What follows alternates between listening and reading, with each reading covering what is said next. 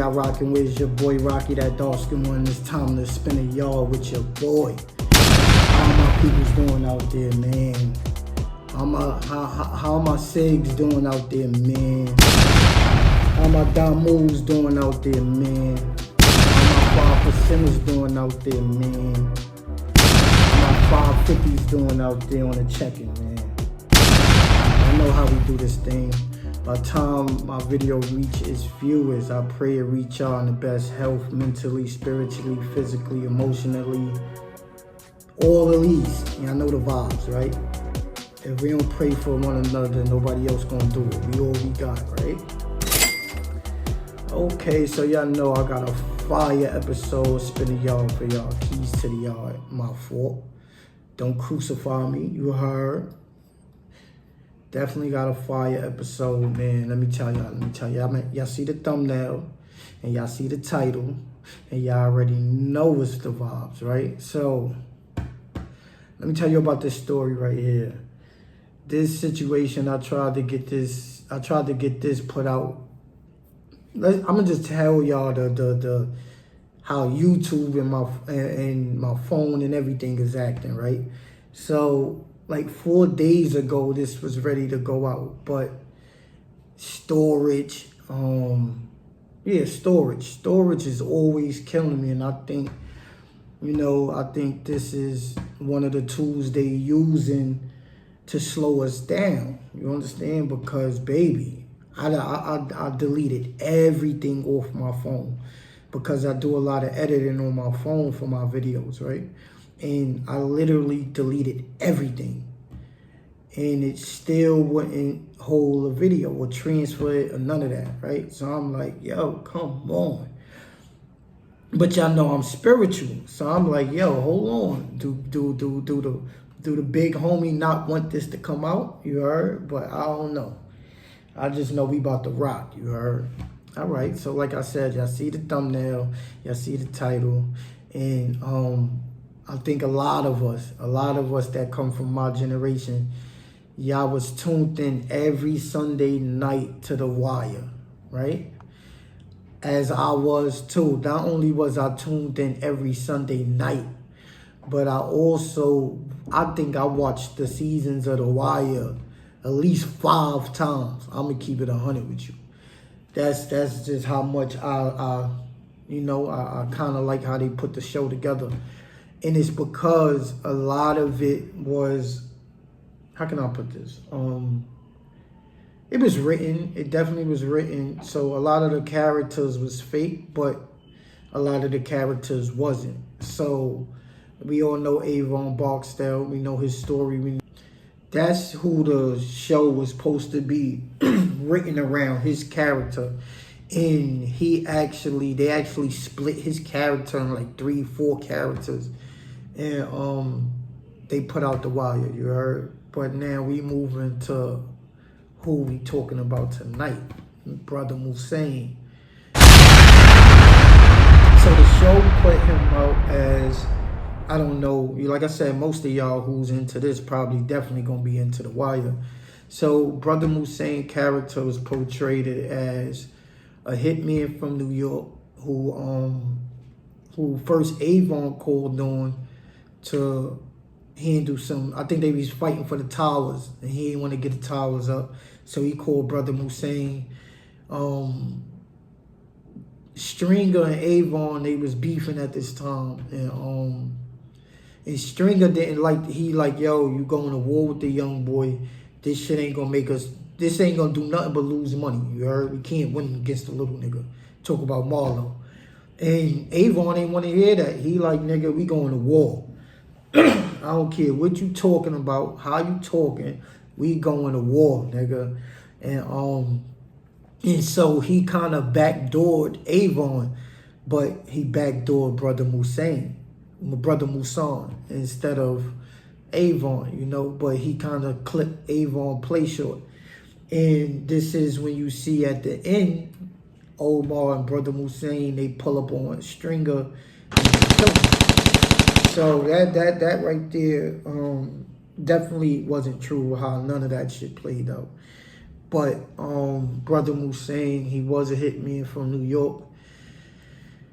it's a lot of things on his title, you know. We in the feds we calling him gentleman, you know, and just to give you some insight on him, he so the Nation of Islam, right? They have this branch off, right? So the fruit of Islam was a branch off of the Nation of Islam, but this was like more the security detail. And so back in the 80s, when the drugs came into the inner cities, you had the gangsters, you know, we know about all the street names. They was doing their thing, they was trying to get money. But the Nation of Islam, they seen exactly what the drugs was doing, you heard, and who the drugs was coming from and how it was going to leave the black community. And so a lot of like branches of like the Nation of Islam, fruit of Islam's, they got hired to I guess we would say battle it out with the gangsters. And so then a lot of people don't know, but some of those famous street cats that got those big names, and Nicky Barnes is one of them. Nicky Barnes is definitely one of them. But they tried to run the fruit of Islam off. They tried their hand against these Muslim brothers. But you see us street dudes, all we know how to do is do street shit, meaning get a gun, might throw the hands. You know, that's about it. That's how far it go. You know, we think we got all the power and think we know it all and all that shit. But nah, back in the 80s, you had these brothers with bow ties and 3-piece suits or 2-piece suits, glasses, looking like, you know, nerds, and they was fucking a lot of these street gangsters up, you heard, because they was highly trained in martial arts, taekwondo, stuff like that. You know, they trained their body, they all of that. You understand? And so they don't really get talked about. They don't. Then when y'all mention the street thugs, we gotta start telling the truth about everything. You heard? So this story right here is some of the truth that a lot of these street thugs be leaving out. So let's get to it. Okay. So Brother Mouzone, he ain't like just get the story and push it out without getting a little A-OK or hollering at a few people. Unfortunately, the person who he went at it with, I couldn't get a line on them. They still in the feds. They doing a lot of time. They ain't never coming home, and just for whatever reason, I couldn't get a line on him. But I got a line on the brother, and he said, you know, do what you gotta do. Blessings, definitely gave me the blessings. Okay, so now the location is Texas, Beaumont, FCI. In 2011, young boy, just crossing over into being a man. And once I got my time from the feds and they sent me out, they told me where I was going, and I'm like, yo, Texas? I'm like, what the fuck is in Texas? You understand? Like, Texas, bro? And I was scared. I was scared to death. These niggas talking about, yo, we sent, you know, your location spot is Texas, right? And I'm like, yo, this is crazy. You know, bloody Beaumont. I'm like, yo, nah, I ain't trying to go there. In my head, I'm like, nah. But the homies, you know, everybody, when you find out your location, you heard, you kind of be alright, because if you ain't do bad, if you ain't tell, then you alright. You heard, no matter how tough the spot. This is the difference between state and the feds, right? Is because when you could be a nobody in the feds, right? And as long as you ain't tell and you come from a certain district, you always gonna have some people to roll with, because that's how the feds is. It's geographics. In the state, you kind of on your own until you pick, you don't pick, but you link up with some real rights and y'all figure it out. You heard? But in the feds, they kind of, you got a home to go to. You got somebody to answer to and all that. So look, so me taking that bus ride, it was scary. I ain't gonna lie, this is my first time. I did transit coming back to New York, right, where I was on the federal airplane and all that. So I went through that before my case was even kicked off. But now having time and knowing like, yo, I'm about to do these next 60 months inside, I just pray that I make it out, point blank period. And I pray I make it out on my date. I don't catch no extra time or none of that shit, right? I don't get superseded on none of that, because that is definitely a worry. Because a lot of us, we be in MCC and MDC running our mouth like, yeah, I was doing this, I was doing that. And you talking to the wrong nigga. You might think your roommate is who he say he is, but this nigga, everything you telling him, he going to tell the DA and that. So now once you take your case to trial and you see that motherfucker come out, you be like, yo, what the fuck my roommate doing here? Nigga done jumped on your case, you heard? Nigga done jumped on your case and he about to go home off of the shit that you told him, you heard? So in the feds, word of mouth is down there like it's solid concrete evidence, right? I had them butterflies, but I was like, I know I got some people in there, so I'm good. That's what I just try to tell myself the whole bus ride there. But now when you pull up to Beaumont and you see this one building and like a tower in the back, right? And you're like, all right, this don't look like much. That's like where you had your visits at, right? And the next building is R&O, right? And this is the building they do the interviews. They ask you mad stupid shit. Like, could you defend yourself? Have you ever told on somebody? Have you ever sexually assaulted anybody? If you get into a fight, would you be calling the officers for help? Stuff like that. Shit that you don't really want to open up about is they try to scare you. It's like a scare tactic type shit. And all you gotta do is be like, yo, look, this ain't my first rodeo. I got some people waiting on me in there. Let's go. Let's rock this thing out. And they had no right there. All right, you got this. You'll be all right. And so when you make it past R&O, you come out into another open space, and it's like a circular walkway, I would say. Yeah, that's the structure of the walkway. It's like circular, and you only could walk left. Let's say if I come out this building, boom, I only could walk left. I can't go right. So even if the building that I gotta get to is right next to me on the right, I still gotta walk left all the way around till I get back to that building.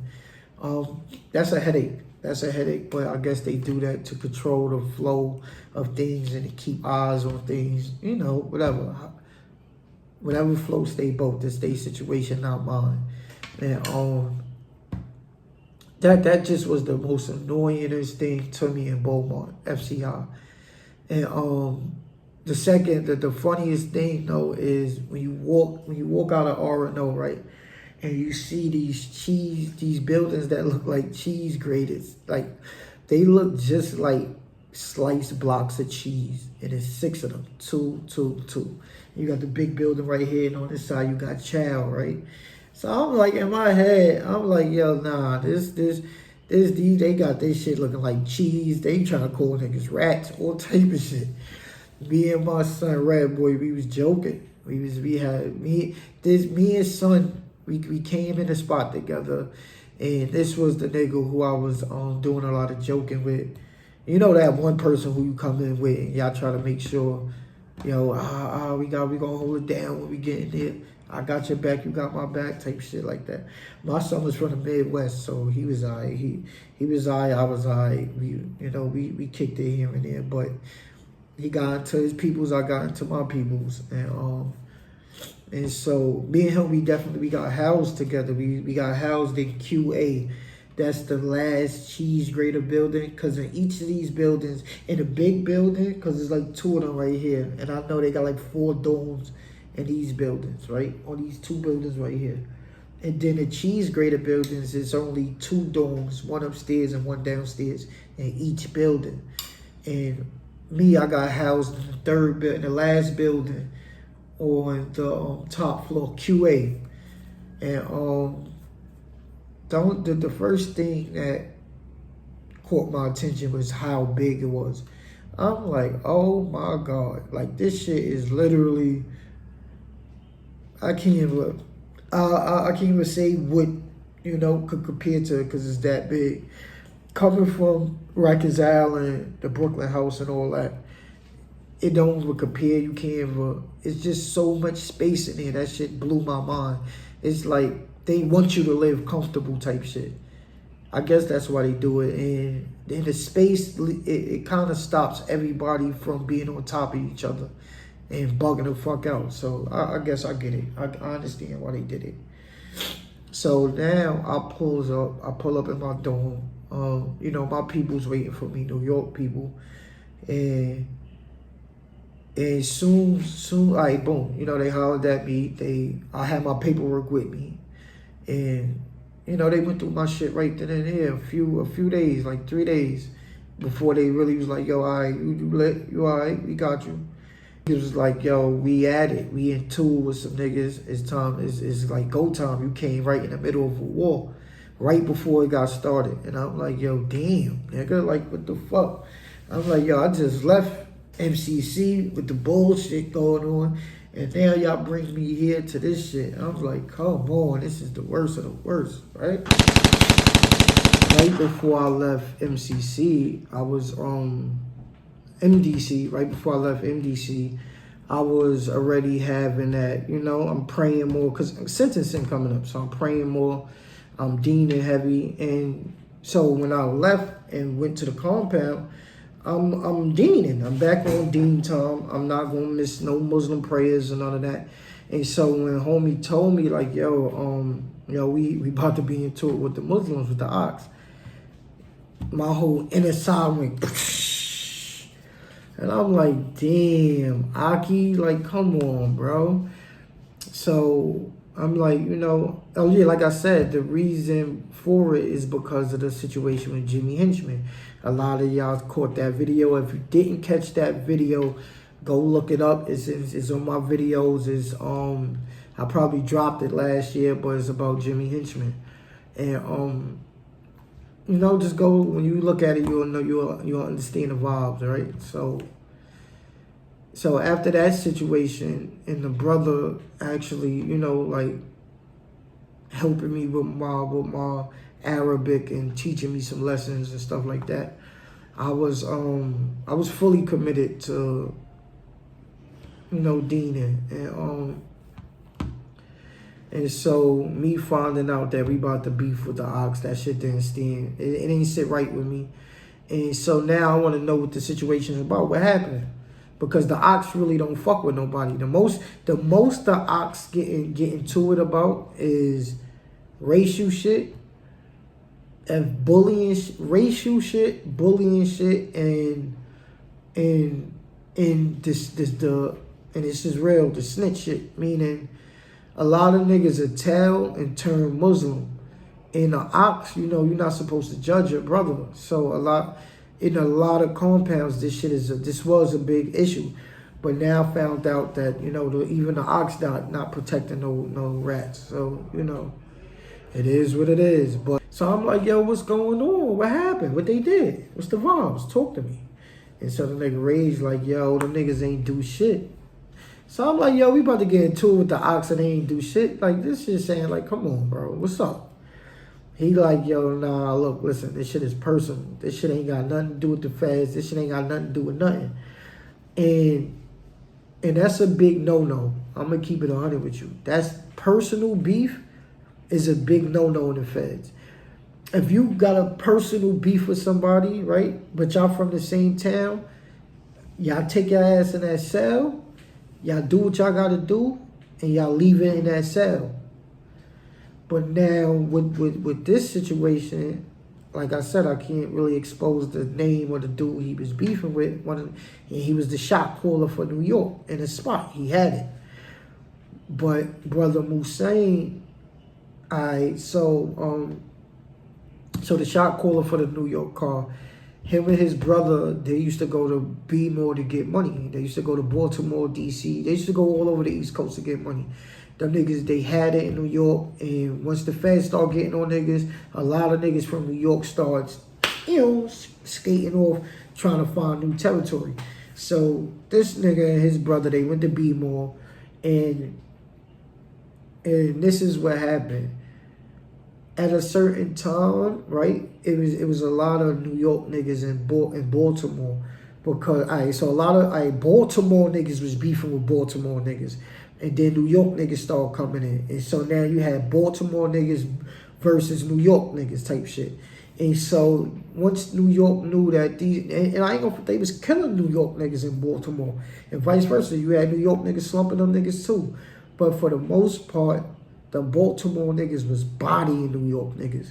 And to a point where you couldn't wear the Yankee fitted, you couldn't talk, like you had to be incognito type shit. And so one of the Beaumont hustlers, one of the kingpins out there, he hired brother Mouzone to weed out all New York niggas and get them from out his territory. So the shot caller and his brother was in the nigga territory. Brother Mouzone killed the nigga brother.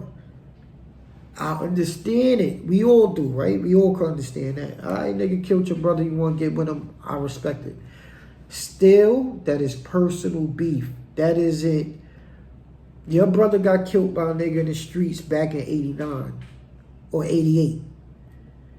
And this is 2011, and you want the whole car of New York to get into a full-fledged war where you know niggas gonna die over this nigga harming your brother? Man, listen, bro. You know that ain't sit right with me. And I could be feeling this way because I'm out. You understand? I don't know. But it ain't sit right with me. And so So the whole time I'm feeling the way. I ain't so enthusiastic. I ain't, I'm just like, yo, whatever. You heard? Fuck it. I'm rocking with it. And plus I'm new, so I ain't about to be, I ain't thinking they gonna send me on a dummy mission. You heard? Not so fast. I don't really know this building or none of that. So I'm like, all right, it's gonna be a war, and the brothers gonna know I'm Muslim. So this shit about to be sticky. Cause I gotta pray.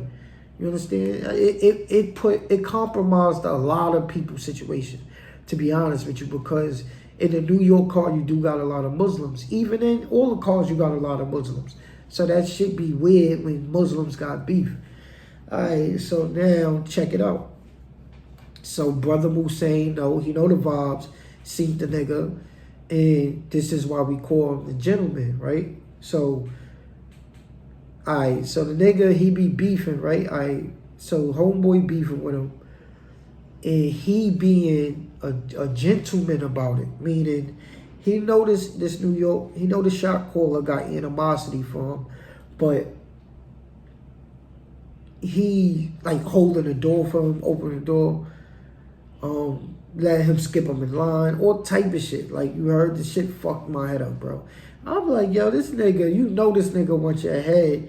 You holding doors for this nigga and all that, all type of shit, right? So we thinking that he know. So I guess he wanna hit the nigga before niggas hit him, but that wasn't some game, right? So now brother Mouzone spent a lot of time in the law library, and usually he'll have his Muslim security detail there. And on this day, right, niggas sent the missile at him. He knew about the missile. I don't know how. I ain't play a part in that. But he knew about the missile. And this is what, the nigga said. He said, yo, when I got there, his whole security detail was gone. So I'm like, word? He like, yeah. Nigga's like, hell yeah, he knew I was coming. So son go in there. The nigga, brother Mouzone, disarm the nigga. Fuck him up and disarm him. He ain't stab him. He ain't none of that. The nigga, he told me, yo, this ain't your beef. I don't want to hurt none of my peoples. Because we all from New York. Tell that nigga to come at me. Tell him stop using others. Tell him to come at me. Me and a man. Let's do this. And the shot caller wasn't really going for that. Now, this is niggas who had a run in the 70s and the 80s. So you gotta understand, these niggas 60-something years old. Niggas still got the body shape and all that. Niggas look cut up and all that. But as far as, I don't know. I just know. Oh, some older niggas are spank a young nigga. So let me shut the fuck up. But this nigga, it seemed like this nigga ain't want to go one-on-one with the nigga. Because he sent the missile at him, they got disarmed. Nigga fucked the nigga up, sent him back. Boom. That's the first time. So the second time, the nigga sent 2 niggas at the nigga. So they hit him. Something happened to where the nigga, no, this is what happened. The nigga was going to send two hitters this time, right? And the nigga caught wind of it. And so I told y'all his pleasantries, like his manners, meaning if you walking by him, he'll hold the door for you. But he only do this for niggas, like he only do this to niggas he into it with. This is how you know he got, his animosity against you and him, because the nigga start being super nice to you type shit. And so the New York nigga, he sent 2 more missiles at the nigga, but they ain't do what they were supposed to do yet. They ain't fire off yet. It was supposed to be, like, say, 2 days later. And it's like, say, he told them niggas to hit him on Friday, right? And this is Wednesday. And both of them niggas, like, yo, my son came up to me and gave me this, or told me this, or like just being nice to me. I'm like, oh yeah, son. In my head, I'm like, yeah, that nigga know. That nigga know y'all on his, y'all, yeah, he about to catch one of y'all niggas first. That's what I'm thinking. And that was his game. That's why we call him a gentleman. Whatever is a threat on his situation, he act con to you, and nigga ain't gonna see you no more. So both of them niggas was fucked up in the head, like, yo, who told this nigga? You heard? Like, why he moving like that with us here? Who told him? We got niggas just ratting in the car type shit.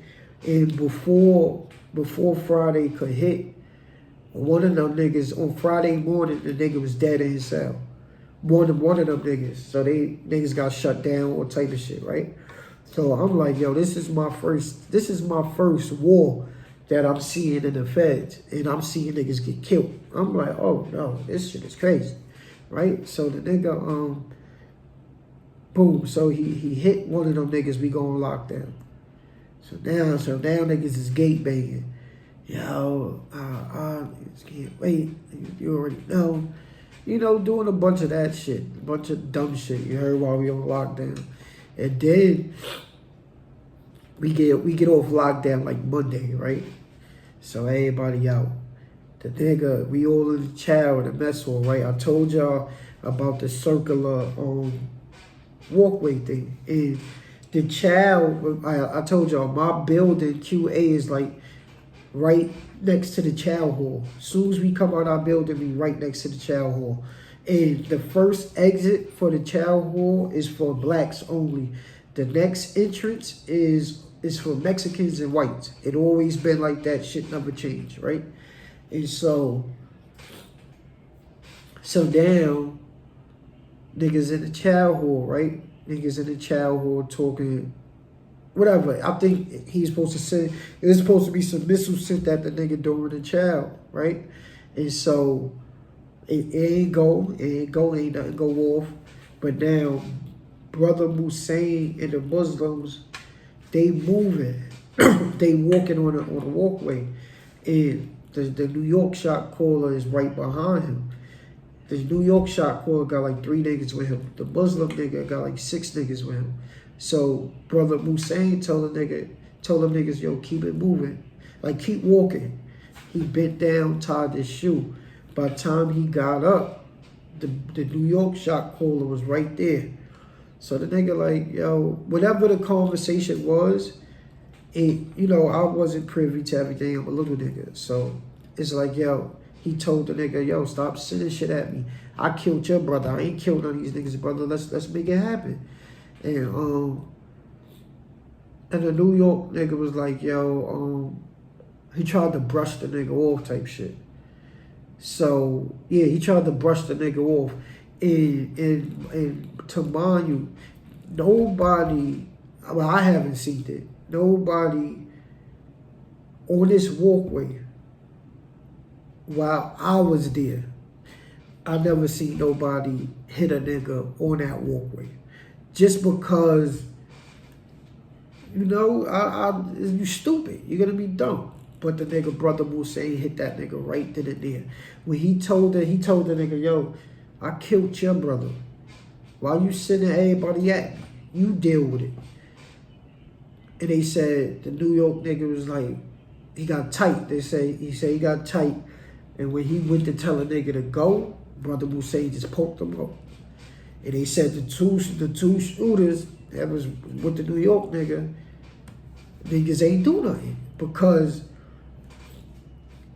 son was with this shot caller, I'm not gonna say he was soft because son didn't ring bells.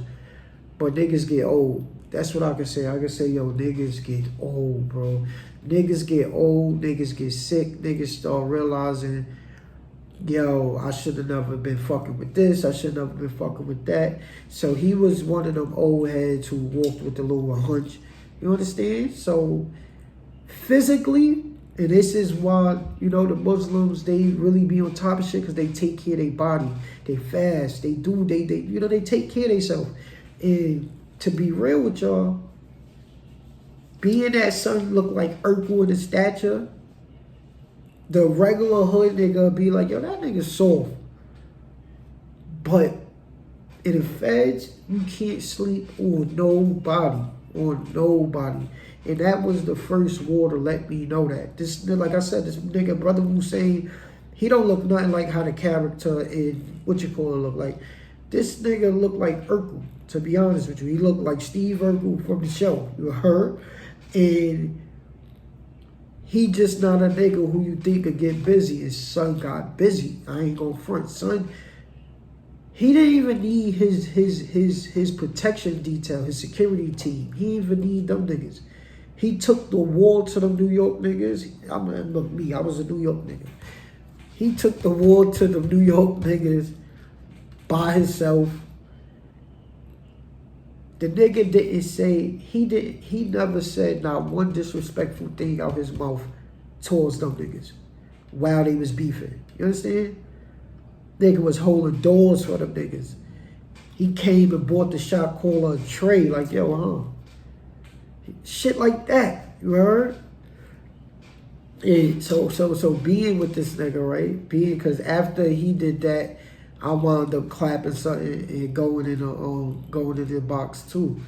And so me and brother Mouzone, we wound up in a box together. And this is the thing he taught me. He taught me one thing that stayed with me still to this day. You only need to worry about a man in two occasions. That's if he your enemy, and that's if he your Cody. That's the only two times you need to worry about a man. And I'm like, copy. Still to this day, I use that same, acknowledge, what you call that shit? Yeah, whatever, that jewel. I use that same jewel to this day, you heard? But y'all know the vibes, y'all know who y'all rocking with. It's your boy Bite. It's your boy Rocky, the Darsker one. This is a Bite. Before we go, I will put up my Instagram and my Twitter so y'all can get in touch with me on all social platforms, all social media platforms. Do tune in, do lock in. Always understand, I'm looking for some content. I'm always on the move for new content. So if you somebody out there that want to get into YouTube and telling these jail stories but you don't know how to do it, holla at me. I help you heard? Or you could be on my platform, get your story out there, you heard?